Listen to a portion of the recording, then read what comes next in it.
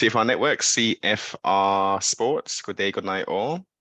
Special guest with me, JHK MMA is the tagline. Welcome to the broadcast, sir. How are we today? I am very good, man. Thank you so much for having me.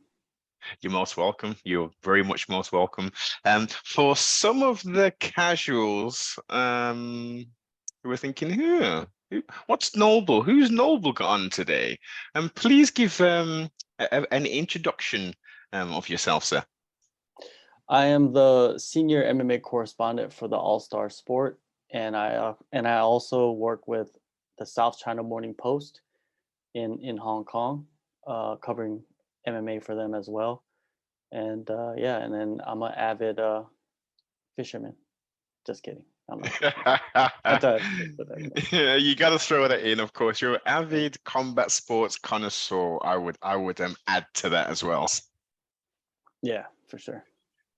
Yeah, so thank you very much for carving out a little bit of time. I've been reading your articles and watching you on the old live streams and stuff, and I thought, let's get this gentleman on. He's got an interesting personality. Let's unpack and try and figure out how did we get to become a senior, not just a correspondent for a publication, but a senior. So let's go past and work our way back to the future. Have you always been kind of combat sports focused and interested? Yeah and no. I remember watching boxing when I was in like elementary school. That's when like Mike Tyson was huge. Okay, Evander yes. Holyfield. That was back in like the 80s, Yeah. early 90s. And then I remember watching the UFC on pay-per-view in the early 90s, and I was just like, what the hell is this? But it was entertaining, you know. But Yeah. then I got lost in other sports, right? For years, like basketball, the NBA, NFL. I was actually playing sports as well as a teenager. And then when I got back to Korea in 2004, I started watching Pride, and that's when Pride was happening in Japan. And Well, that was the era, the let golden me, era. of course it was. Let me just pause you there. So where you was in the United States, I take it? Yes, of course. Yeah. What part of the States did you do your schooling and grow up kind of thing? I lived in many different spots, but mostly in the Seattle area. It's like the Northwest. Ah, not the beautiful country. Yeah, it's pretty nice. Very nice. I haven't been there myself. I've got friends who are out there and they always just comment. Climate isn't the best from what I hear. No, Yeah, but no. scenery wise and nature, access to nature is pretty cool up there. Yeah, I would not recommend to live there, but I grew up there. I would, as I say, beautiful place to visit, but I mean, to be Yeah, fair, where I am, it's freezing, so there wouldn't be much of a climate change of me going over there. but it's wet over there all the time. That's what is terrible. Just everything is That wet. that's Birmingham, that's the UK. We had torrential downpours yesterday, and there were floods all over the news. I went driving, and I had to do loads of diversions because I was thinking, well, what's this huge lake doing in the middle of the road? Like, what's going Yeah. on? It's all fun. So you get back to Korea, Yeah. Pride. And yeah, Pride's going on. I'm watching Pride.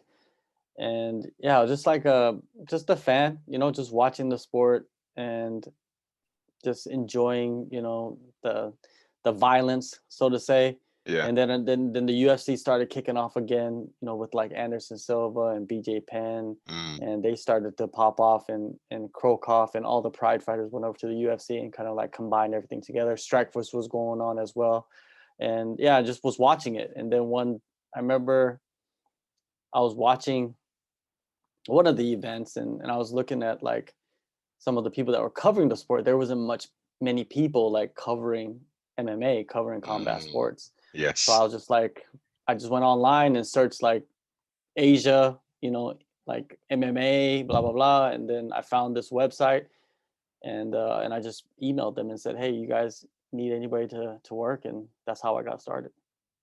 Excellent. So, well, to be fair, you were at the cusp, as you say. There wasn't as many media presence, people who were specifically following and have websites and stuff. Now everybody and their uncle, in essence, is an MMA correspondent. Um, so you had a bit of an advantage of sorts. I mean, did you have any media sort of background or training, or was this you just jumped feet first and sort of learnt on the job kind of thing? Yeah, that's what I did. I had no background. I had no education in like broadcasting or journalism or anything like that. I just jumped in and just started learning on the job. And I think I just do better like that instead of going to school. I just like Yeah. to just jump in and learn while it's happening, and you pick it up quicker, and you start to learn how to do problem solving within the industry. And at first, I was just doing anything and everything I could. There's no money because the sport is not really that big, Yeah. and and you're just doing it to, you're trying to make yourself valuable, right? So you're trying to make Yes. yourself valuable in the industry by creating some kind of portfolio. You know what I mean? You're just trying Mhm. to learn as much as you can. So everything like from writing to like editing and all that stuff, I just learned all on my own On the fly. throughout the years. Yeah, Yeah. on the fly. Experience is always the best teacher. I mean, for some people, they do like to go through a structured procedure and regime of going to college and university, etc. But there are a lot of people, as you say, and me included, who I like the tactile. I guess I call it tactile learning, isn't it?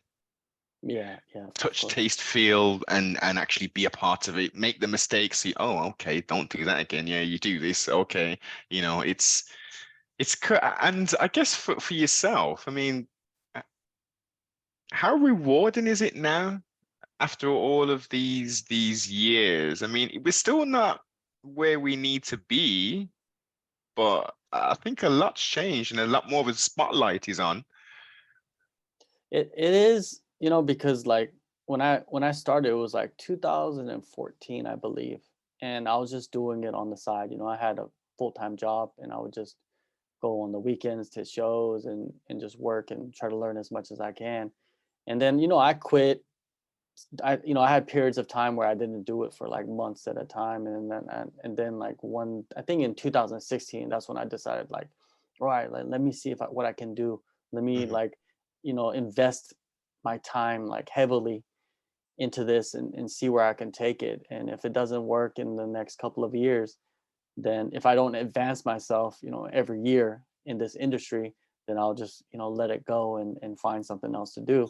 So when I did that, I just started to try to find my niche, Yeah. try many different things, work for different websites, which, started to like pay me. I mean, nothing like huge, but it's still, the money that I invested, it started to come back. You know what I mean? Yeah. Like I was like making it back.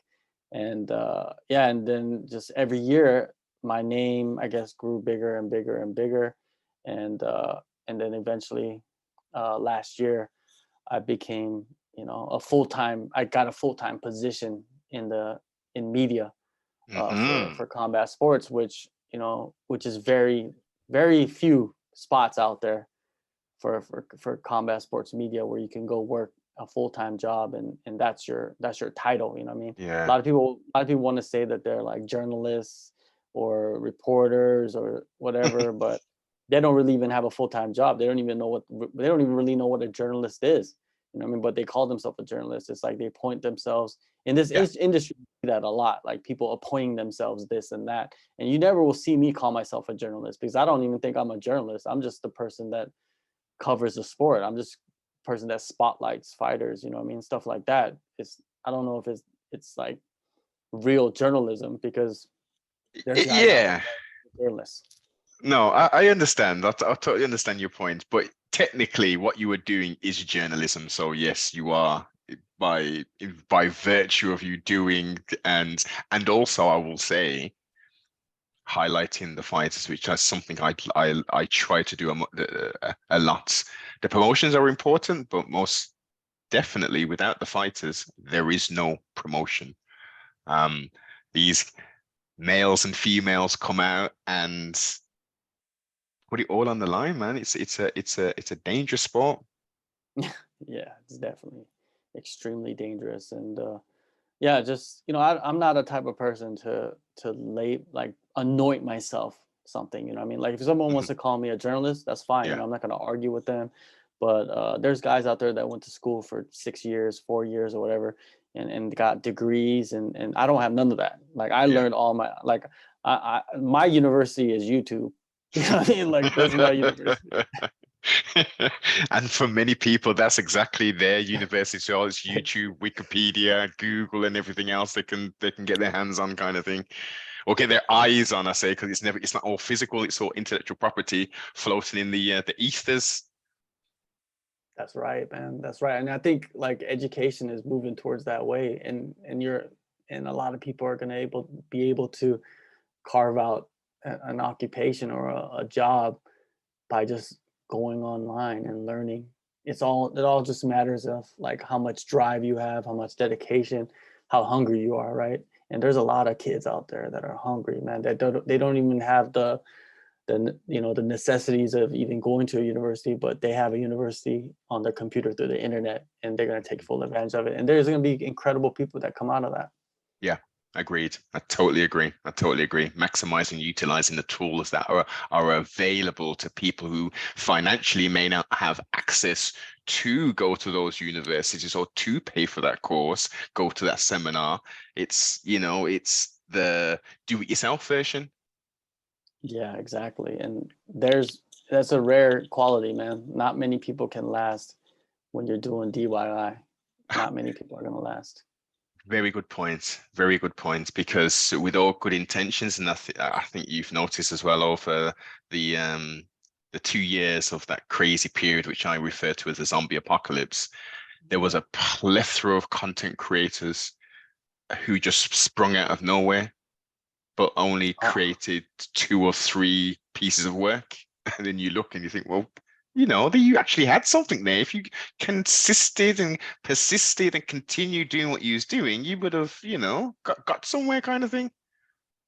yeah, that's it.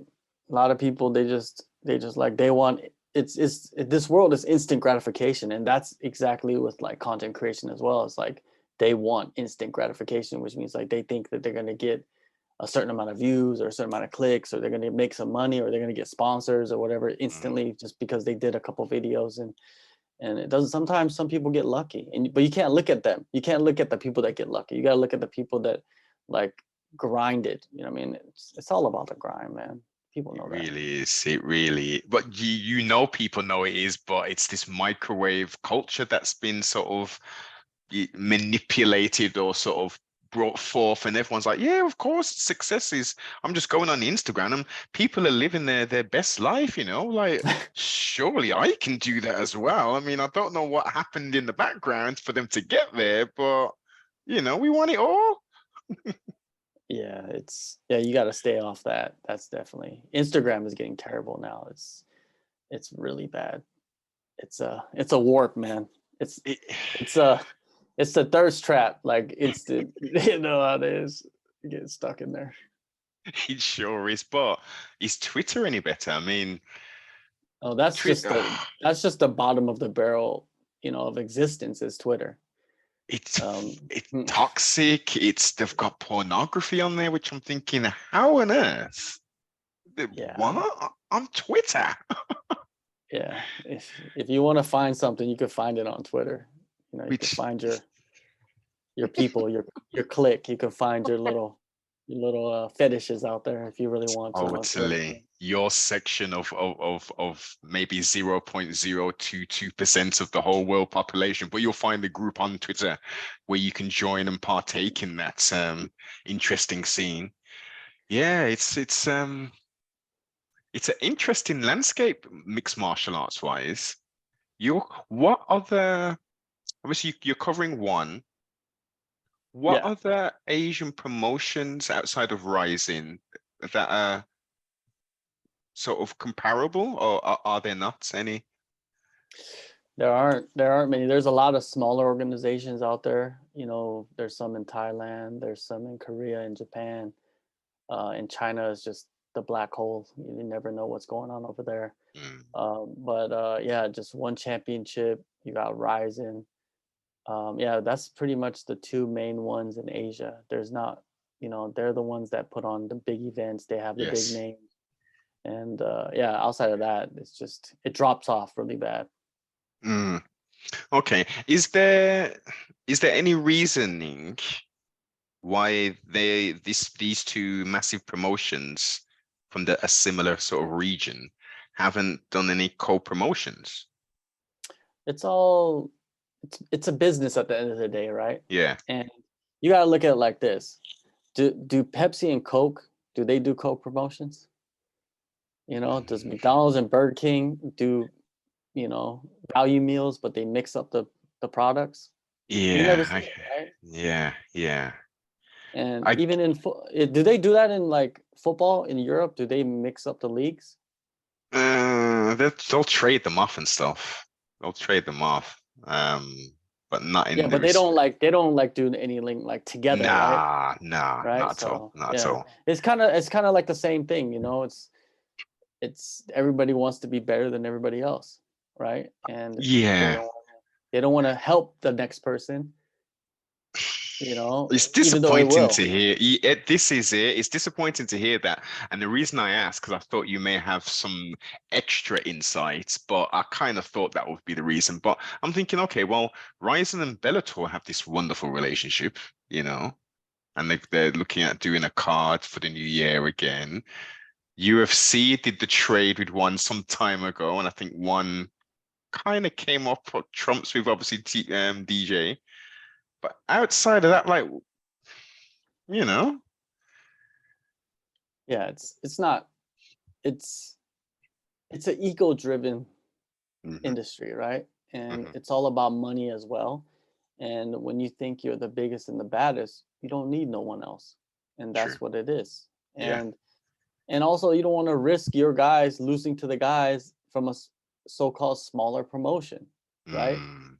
Bellator and Ryzen, the reason why they do it is because Scott Coker. Scott Coker has always been a guy that's been open to, you know, Yeah. trade fighters or allow fighters to fight in other promotions, and he has a deep relationship with the owners of Ryzen, and it's not about like ego with him. It's about allowing competition. It's Yeah. about doing things differently than anybody else, and they haven't done it too much because the one that they did was right before the pandemic. I was actually there for that, for the Bellator and Ryzen, that New Year's Eve Ah. when they did that show. And Michael Chandler was on there, and a bunch of other guys. A lot of guys that are actually in the UFC were on Yes. those shows, which was crazy. Yuri Prohaska, Manel Kopp, like those are like high level fighters that are in.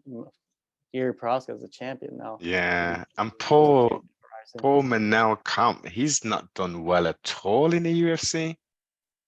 He's doing good now. Like in the Yeah. beginning, His he's start, I should say. Yeah. yeah, he didn't have a good start, but he's good now. He should be one of the top 15 or top 10 guys in the next year or so. He has the skills to do it. I like him a lot. It's a guy Yeah. that I've ran into a few times. Yeah, so like going back to co-promotions, it's it's not gonna happen. Like Mm. there's the PFL, there's Bellator in the States, there's the UFC in the States, and they're never gonna do any co-promotions. Even it doesn't matter how many times Bellator like reaches out to the UFC, Dana White not gonna do that. Because if they put up, let's say they put up like Francis Ngannou, and he fights somebody that is the Bellator heavyweight champ. I don't even, and the Bellator heavyweight champ is probably most people don't even know who that is. Yeah, I know. And let's say he loses to Yeah. let's say Francis Ngannou loses to him. What does that do to the product of the UFC? That the baddest man on the planet, Francis Ngannou, was just sparked by this dude that nobody knows who he is, just Yeah. because they're not going to risk that, right? Even though people would love it, they're not going Hmm. to risk. So Mm. I look at it like that. It's just what the industry is, But Bellator, I love that they're trying, you know what I mean? But it's hard to say, man. It's hard to say if that will ever happen. Like one championship, they're also in the same boat as UFC. They think that they're the biggest and the baddest in the world, so they don't need anybody else. And they're going to move forward with that. Most definitely. I mean, I do like his marketing. Um, it does seem I like the and also I like the way he danced around the question with Ariel in regards to this huge debt that they've got. I'm more leaning on the side of trustfully it's not that bad, and clearly the fighters are being paid, and that's the most important thing ultimately. Yeah, for me it is. But the thing is, you got to look at it like this. Dana White is a promoter. You know, he was a promoter first, and then he kind of became a businessman. Yes. Chatri is a businessman that became a promoter. Yeah. So when it comes down to money, Chatri knows what he's doing. Hmm. You know what I mean? Even though it might look like they're losing all this money, maybe they're not. And it looks like it, and maybe they are in front of the cameras, and Yeah. with the On the paperwork books. they are Yeah. on the Yes. books. That's right, on the books, but maybe behind the books, behind the firewall, there's a Yeah. lot of money being made, and we just don't know it is. But at the end of the day, the fighters are getting paid a lot of money to compete, and Hmm. they're putting on great shows. So I Yeah. just look at it that way. You know what I mean? Until someone starts getting ripped off, until like Chatri runs away with $2 billion, then we could attack them. But that's Chatri, right? Like that's if you ever meet the employees, really most of those employees that won championship, they don't know what's going on with the money. They're just doing the job for the Of promotion. course. You know what I mean? They have no idea. If you ask them about it, they'd be like, "Well, I don't know. Like, are they losing money? I have no idea. My It's paycheck comes every month." Yeah, exactly. Exactly. I get paid. I do my job. I turn up to site on this day, on this time, and that's it. It's all compartmentalized, just like any organization would be. Yeah, and you know the reports that come out and the articles that come out, I'm happy those articles come out because it shows you that someone's doing that's journalism too. You know what I mean? That's Yeah. actually the real journalism. You know what I mean? Hmm. They there's like a famous saying that real journalism is you're printing something that that somebody doesn't want you to print. You know what I mean? Like you're relaying information that some individuals don't want you to relay. You know what I mean? Like, but it's fact, right? So Yes. it's good that they put those reports out because it shows you that someone's keeping an eye on them. And if it does eventually become true, and somebody blows the doors off, let's say Hmm. there's a whistleblower or something Yeah. that comes out, and then we'll be like, yeah, but then hey, they paid everybody. So Exactly. This is the what? point. And another thing would be, okay, we've done that with one. UFC is publicly on the stock exchange. Where are their reports? Why aren't they I putting don't their know. reports up? Why aren't they putting Bellator's, PFLs? Like, why are we just looking at one who's trying to carve their way into the US market all of a sudden? I have no idea.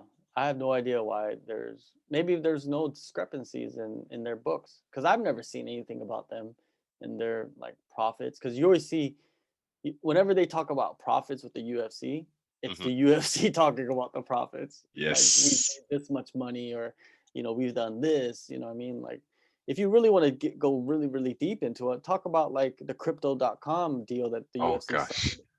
Then the fighters don't even get rarely any of that money. You know what I mean? And then the shoe deal with The Rock, they don't get any of that money. The uniform deal with Venom, they don't really get much of that money as well. You know what I mean? What's the percentage of the fighters getting their money off that deal? Not very high.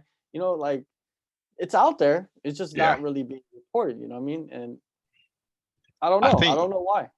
it's because I think it's because they've got this Las Vegas mafia style of doing business, and they will paint the narrative. And if you go against the narrative, you're going to be not invited to, your press credentials are going to be revoked, and your name will be spoken of no more, kind of thing. So you fall in line. You can ask a few difficult questions, but if you keep on doing that, you're going to be out the door as well. That definitely is a reason why people don't want to ruffle some feathers, right? Because their outlet is based upon getting um, press credentials, being able to Yeah. be at shows and ask questions, and I get that too. You know what I mean? Like you got to survive. You Hmm. can't be like attacking a media outlet for you don't do this, but you do that because you don't. You know, there's more. there's more to the story. It goes deeper, you know what I mean? And some of the things that they can put out in public and some of the things they can't. Mhm. And but it's clear as day, yeah, that there's certain outlets that are banned. Like I believe Bloody Elbow is banned Yes. from the UFCs, right? Hmm. UFC shows. Yep. So they've done things that has resulted in being banned from the UFC shows. So it shows that Bloody Elbow, they don't discriminate. They're not just going Indeed. after one. They're going after Yes. everybody. They want the dirt, and they want all of the dirt. Exactly.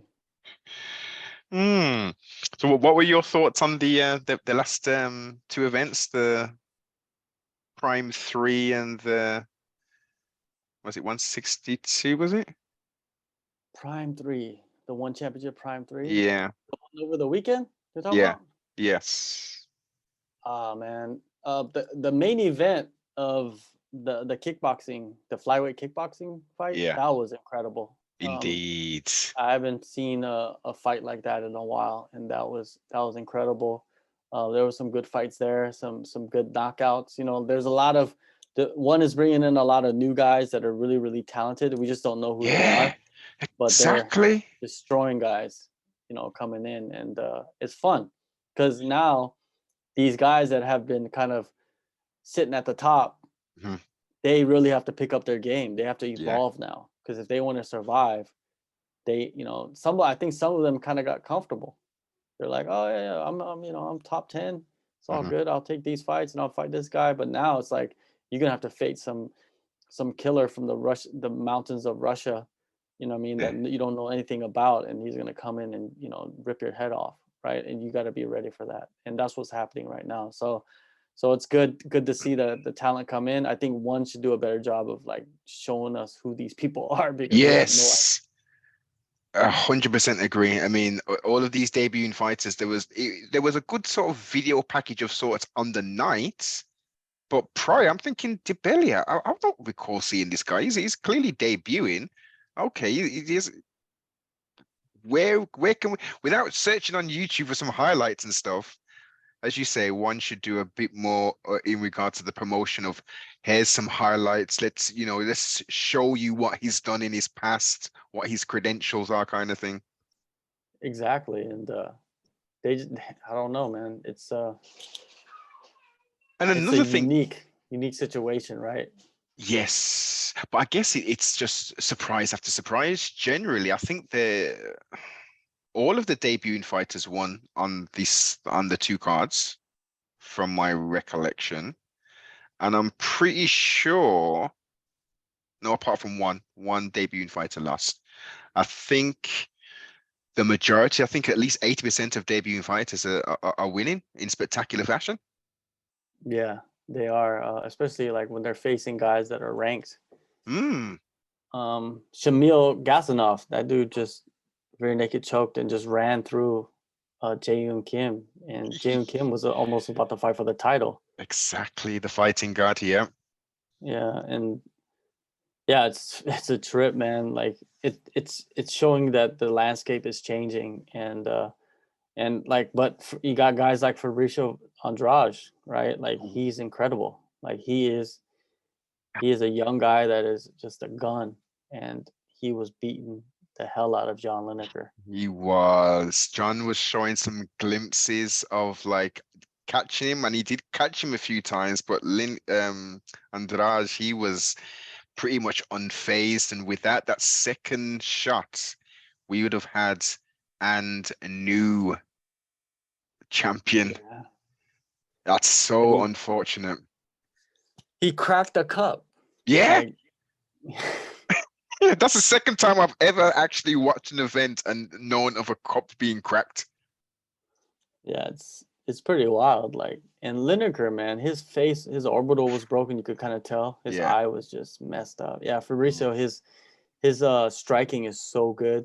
I remember watching him like years ago in like China, and then I've been around. I've seen him train, um, and he's a star in the making, man. They need to really promote him, and they need to Yeah. do this rematch as soon as possible, just so he could have that belt. 100%. I mean, and also the theme of the two events were catch weight, catch weight, catch weight, catch weight.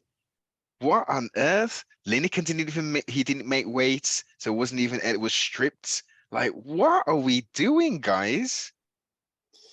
Well, that was the best case scenario for Lineker because he did miss weight. So to get the fight again, especially he was Yes. losing, is to have a no Yes. contest, and then nobody has the belt. Hmm. Now they have basically a Charles Oliveira situation, Yeah. right? With Hmm. with the Islam, but it's not a rematch, and they get to go somewhere and fight for the belt. So for Lineker, it worked out perfectly, because he was getting beat, and then Andrade clearly that was a groin strike because cracked the he cracked the cup into 1,000 pieces, and probably his nuts is in almost. Yeah, poor guy.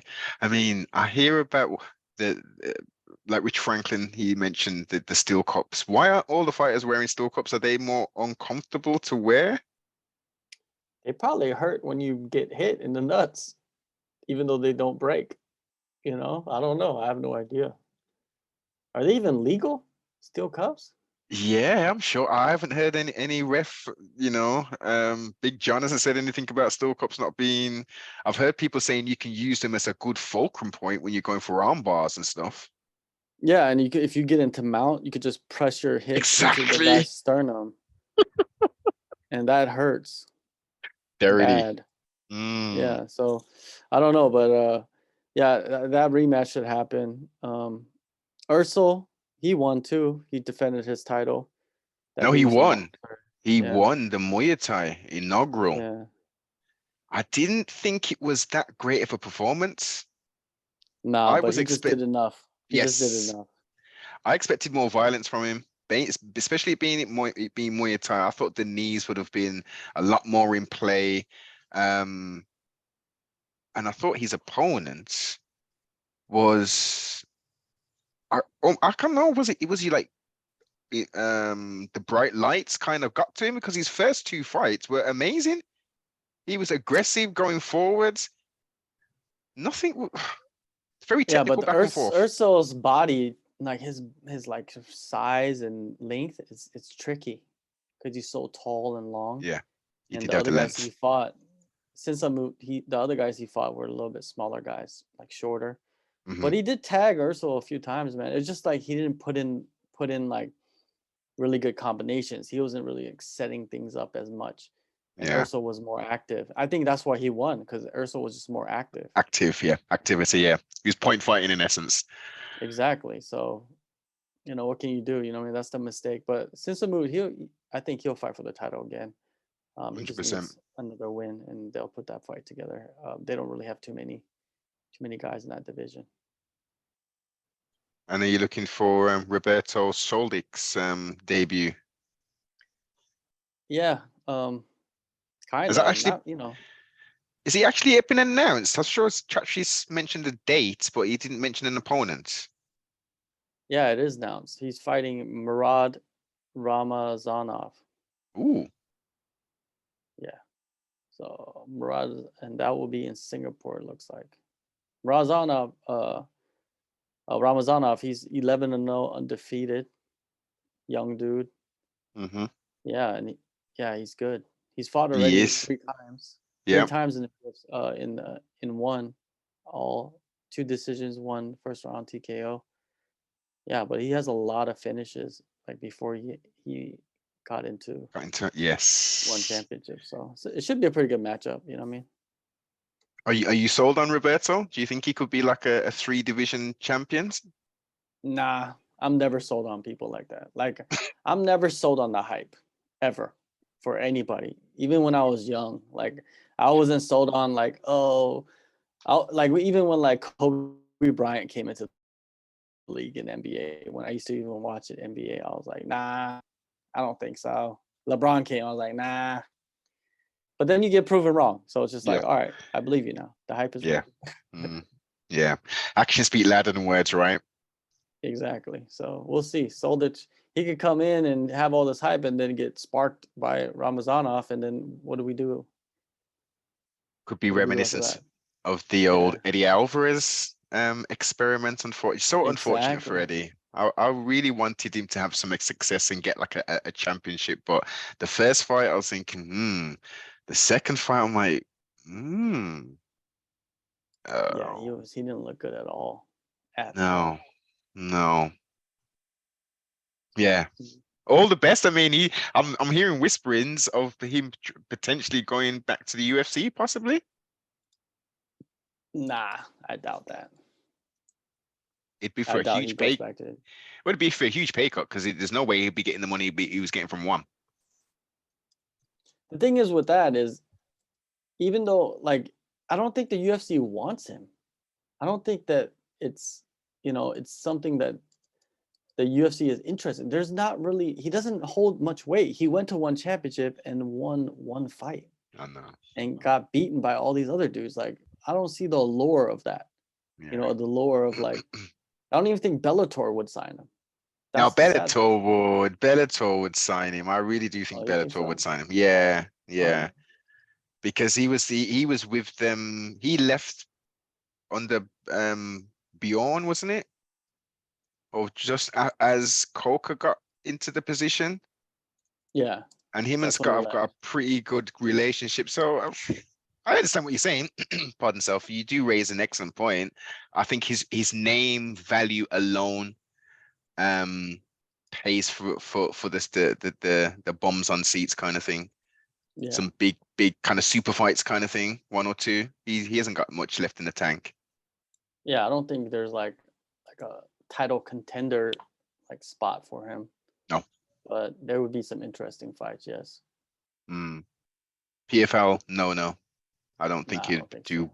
well there because I mean PFL isn't the best, but it's got some real good talented fighters again that we've never heard of. They do, man, and they're knocking off the veterans, Yeah. slowly but surely it's happening. So As we it's all know, combat sports is a young man's sport, isn't it? So yeah, it definitely is. we can't stay around too much longer than after closing hours kind of thing. Yeah, you gotta know when to step away, you know what I mean? But most people don't know when to step away. Most people they uh they stick around a little too long, you know what I mean? That's why you gotta respect Habib, like he just left and said, I'm not coming back anymore. You know what I mean? Respect it. And he's undefeated. Respect that. Mm, yeah, yeah. Still got that mystique over him. 2020, is it 27 or 28 now? Yeah, something like that. Yeah. Yeah. I'm still, I think the majority of the combat sports casuals and hardcores, even though Mr. Al has had a huge decline, I still wanted to see that Khabib and Tony fight. Yeah, Not but now, necessarily now, yeah, at the not now. time. Yeah. Yeah, that at the time it would have been great. How things go. How things go. Last two questions for you, sir, as we wind Mhm. this down. Have you had fun tonight? Of course, man.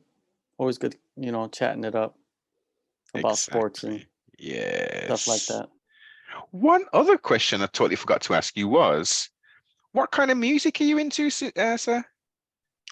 Um, like I grew up listening to like I think mostly like American rap music. Mm. A lot of the like the Bay Area stuff, a lot of the Oh, West Coast rap. Sibo, Messi Oh, Marv, Sanquin, oh my P the Bigger God. Figure. I can't believe you know that. And you're from the UK. I can't believe you know like Bo, of course, man. What was it? Zebo, X-rated, uh, X-Rated, Brother E40. Lynch. Yeah, Yeah. Brother Lynch. Come on. Like if you know Brother Lynch, come on, man. Brother Lynch is That classic. Rick Guts, T Nutty, the Flow Yeah, Master. Yeah. yeah. Like he has some like disgusting raps, but hey, that's him though. Yeah, like I grew up with that. Um, a lot of the West Coast stuff. Of course, I listened to the East Coast. Mhm. Outkast, you know, that was like Oh, when Atlanta was like popping. nobody even knew who Atlanta was. And then Yeah. Outkast, when they came out, they blew it up. And Um, Goody Mob off the back of them as well. oh, definitely Goody Mob. Even the Chicago style I liked back in the day as well, like Do or Die. Do or Die, Do or Die is Crucial like one of my, Conflict. yeah, Crucial Conflict. But then like I was like one of those old heads that would like, oh, I don't listen to the new rap. You know, I was just stuck on the old stuff and I would just listen to the old stuff all the time. And then I started to get around some other people that was listening to the stuff that's out right now, you know, like Yeah. in the last 5 years. And I was just, Hmm. and then I was like, yo, there's some good rappers out now. You know what I mean? Yeah. I'm not just saying like what is it? Like, right now, I've really been listening to Moneybagg Yo. I like his style. Like, I like his Okay. raps. I He's like from his because Memphis, right? yeah, Memphis, but he kind of has like the older flow though. Like he doesn't. Yes. It's not like too. It's not like Future. You know, Future started all that. Like, what Mm, is it? What's that called? What's that style of rap that that Future does? I can't even see I'm like you in regards to that. I understand. I don't know the term for it, but I know exactly what you're Yeah, talking about. Yeah. yeah. It's like Migos and all that, right? Like Yeah. Migos, that style of rap. Like, Mumble rap, isn't it? Mumble yeah, rap. That's the. mumble rap. But the thing is, like some of the mumble rap stuff, it's not that bad. Like once you start to listen to some of it, like not all of it, because some of it just sounds repetitive. But like, yeah, Moneybagg Yo, that's not mumble rap. Like he's No, actually rapping. That's like street rap. Like he's even spitting. what's his name? Pop Smoke. Like I liked his stuff as well. You know? Yeah, very. He reminds me of his style is very much UK, especially the tracks, Yeah, yeah, it is. It is. but Because I just remember with back in the day, one of my guys was from the UK. He was a DJ, and he was like, yeah. And then he gave me this magazine, and it was like all the genres of music in the UK, and I was like, what the? You have like 5,000 genres of music. What do you guys? I was like, well, how do you guys even keep up? You know what I mean? And then I remember like him like introduced me to like drum and bass mm, and like that style.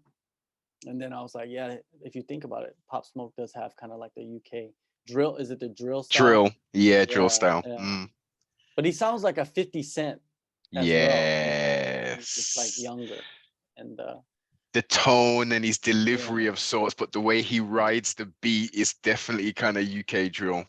yeah, and like he reminds me of like Batman. If Batman was a rapper, like that's how he would sound. It would be Pop Smoke. Like that's how he would rap. That's what I look at as. You Um, painted a real vivid picture with that one. yeah, Batman. Yeah. So like even like with the new stuff, some of the new stuff I do enjoy now. Even Mm. though I was stuck for many years of just like, I only listen to Ice Cube.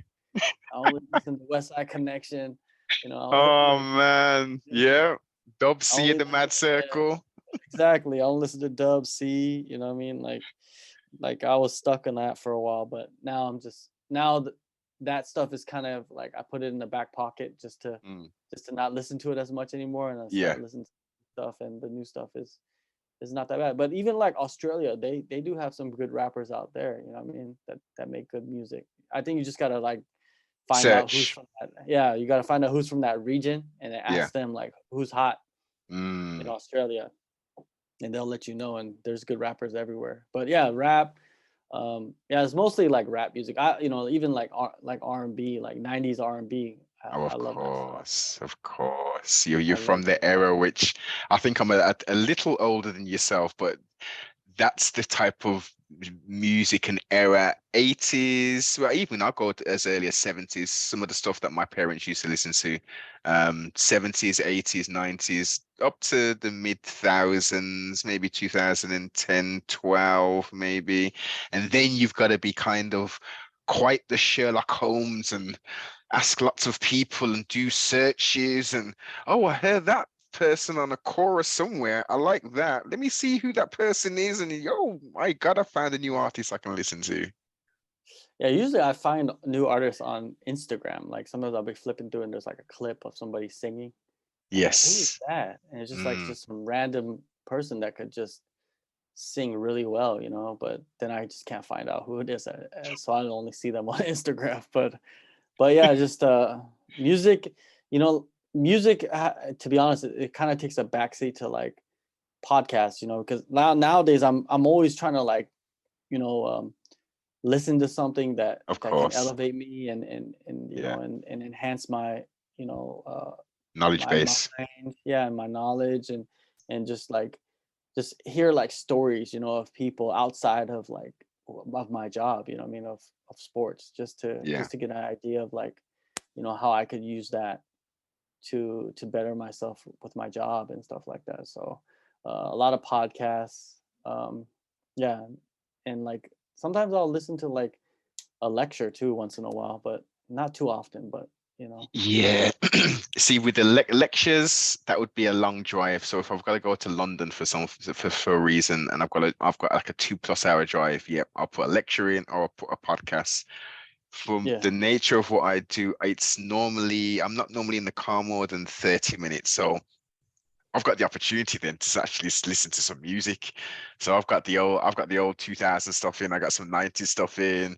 I'm jamming out. But for the long hauls, yeah, I want to sit back and chew through someone's human experience and think, oh, I can see myself of sorts in that scenario. Oh, wow. If I just change one element of what I'm doing now, I could potentially, maximize other avenues in other areas kind of thing. So I totally get what you're saying. Totally get what you're for saying in that sure, respect. for sure. It's variety, man. You need variety. Like you can't just be stuck on one thing. You know, you got to Hmm. open your mind. The internet allows you to do it. You know, it allows you to like get stories or like get a lecture, get a podcast from this. You know, not every podcast has to be funny. Not every Hmm. podcast has to be, you know, a sad story. Not every podcast. You know, there's like so many different types of podcast. I used to listen to this podcast about this woman. She was like a crime scene cleaner. Oh, I think I used to listen to that as well.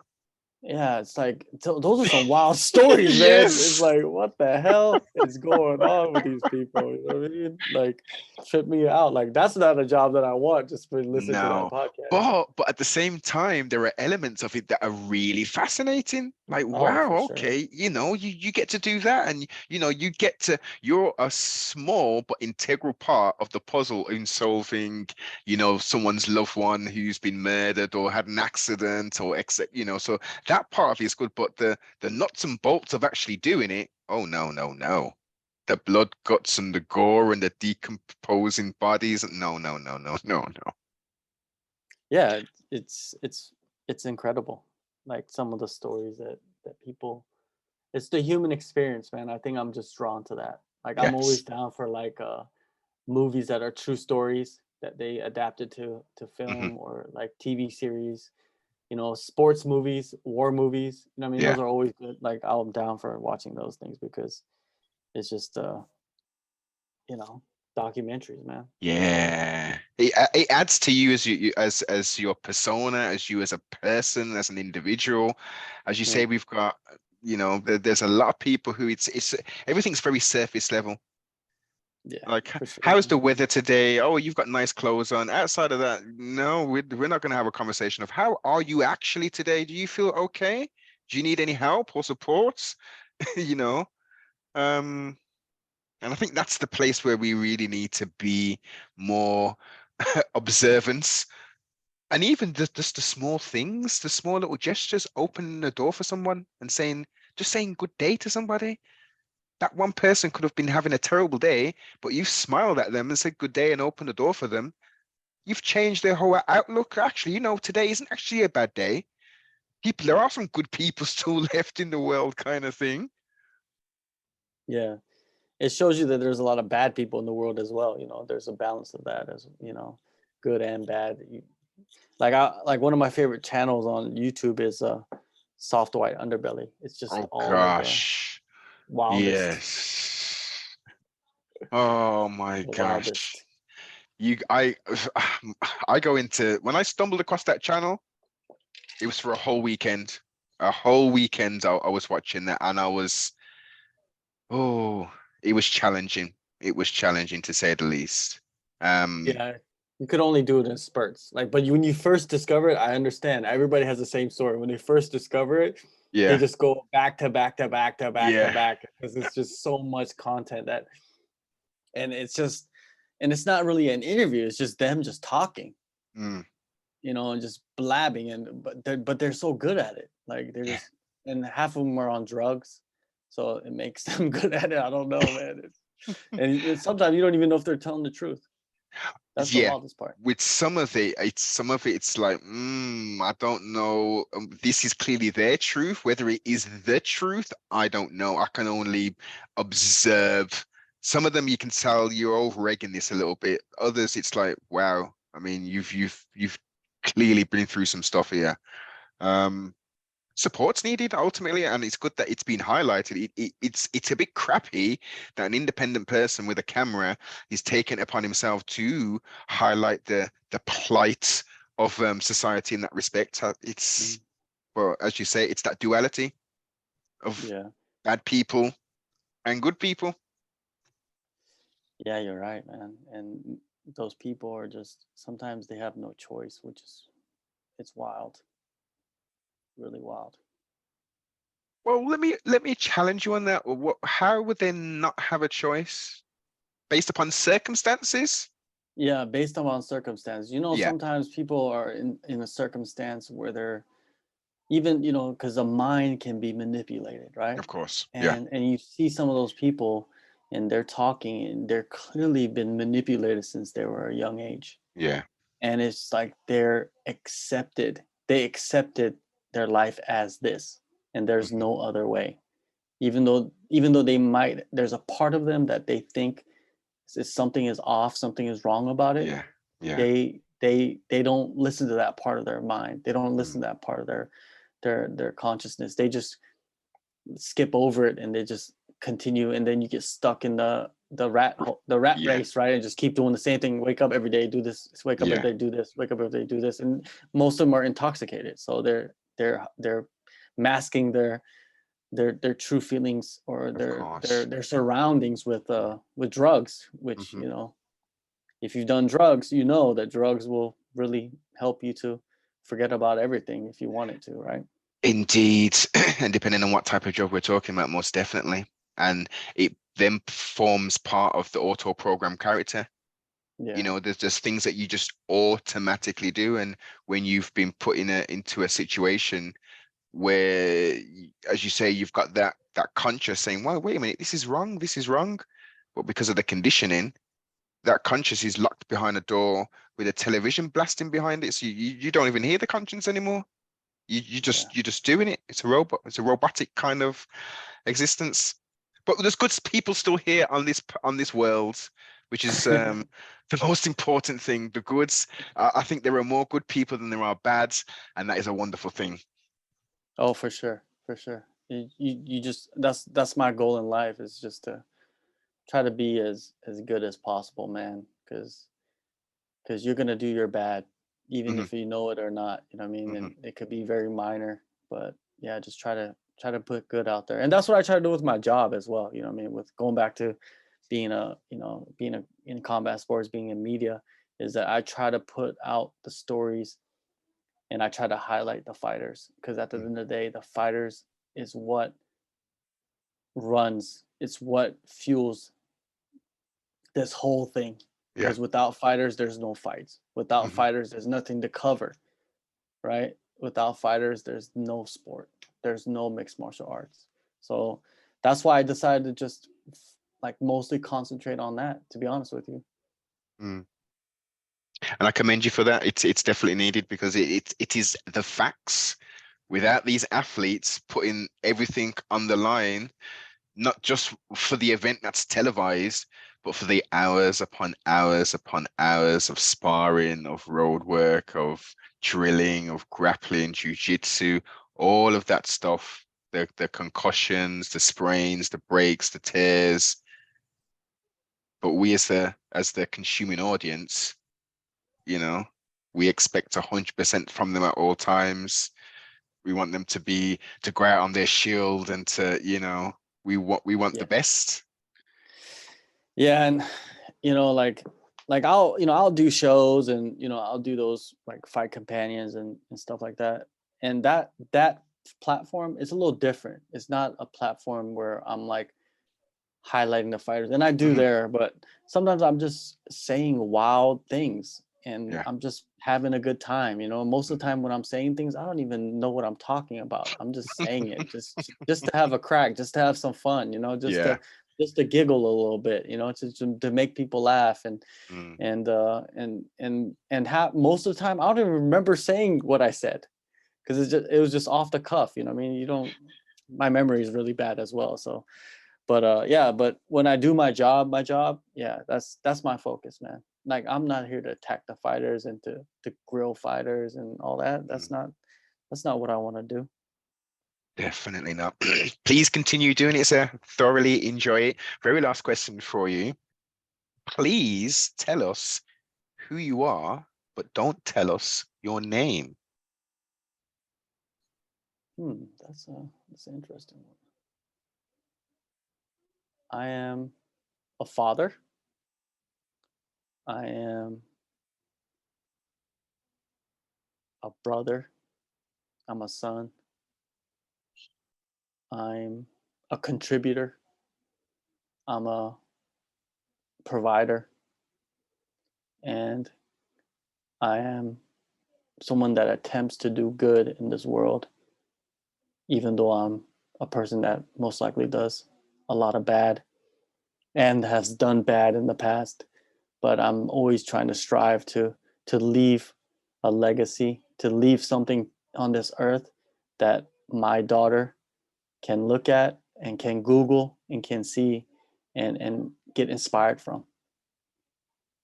Excellent. That was nice, that was. I got you to think, sir. I got you to think outside of the box. Everyone does when they get that one. Like, where is he going with this one? Yeah, that's a good one.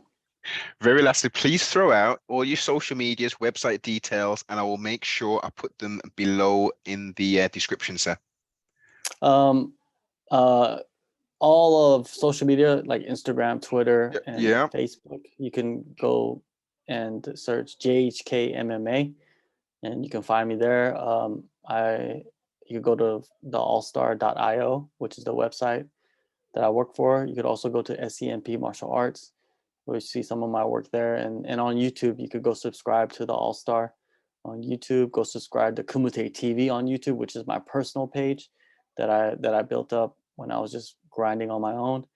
And that's about it, man. Other than that, you know, everything's on social media. You know how it is. Yes, indeed, indeed. So make sure you go check the content out, to go over and follow on all the socials, like, comment, subscribe, share, and most definitely tell a friend to tell a friend.